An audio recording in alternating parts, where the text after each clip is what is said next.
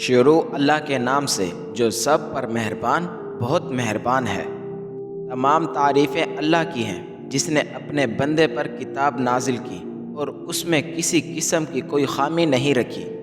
ایک سیدھی سیدھی کتاب جو اس نے اس لیے نازل کیا ہے کہ لوگوں کو اپنی طرف سے ایک سخت عذاب سے آگاہ کرے، اور جو مومن نیک عمل کرتے ہیں ان کو خوشخبری دے کہ ان کو بہترین اجر ملنے والا ہے جس میں وہ ہمیشہ ہمیشہ رہیں گے، اور تاکہ ان لوگوں کو متنبہ کرے جو یہ کہتے ہیں کہ اللہ نے کوئی بیٹا بنا رکھا ہے۔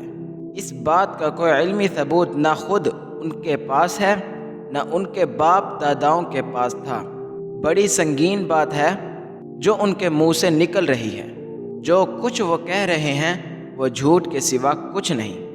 اب اے پیغمبر، اگر لوگ قرآن کی اس بات پر ایمان نہ لائیں تو ایسا لگتا ہے جیسے تم افسوس کر کر کے ان کے پیچھے اپنی جان کو گھلا بیٹھو گے۔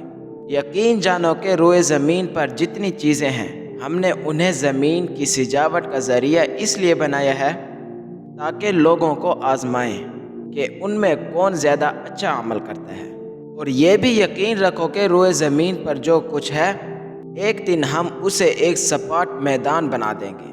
کیا تمہارا یہ خیال ہے کہ غار اور رقیم والے لوگ ہماری نشانیوں میں سے کچھ زیادہ عجیب چیز تھے؟ یہ اس وقت کا ذکر ہے جب ان نوجوانوں نے غار میں پناہ لی تھی اور اللہ تعالیٰ سے دعا کرتے ہوئے کہا تھا کہ اے ہمارے پروردگار، ہم پر خاص اپنے پاس سے رحمت نازل فرمائیے اور ہماری اس صورتحال میں ہمارے لیے بھلائی کا راستہ مہیا فرما دیجیے۔ چنانچہ ہم نے ان کے کانوں کو تھپکی دے کر کئی سال تک ان کو غار میں سلائے رکھا، پھر ہم نے ان کو جگایا تاکہ یہ دیکھیں کہ ان کے دو گروہ میں سے کون سا گروہ اپنے سوئے رہنے کی مدت کا زیادہ صحیح شمار کرتا ہے۔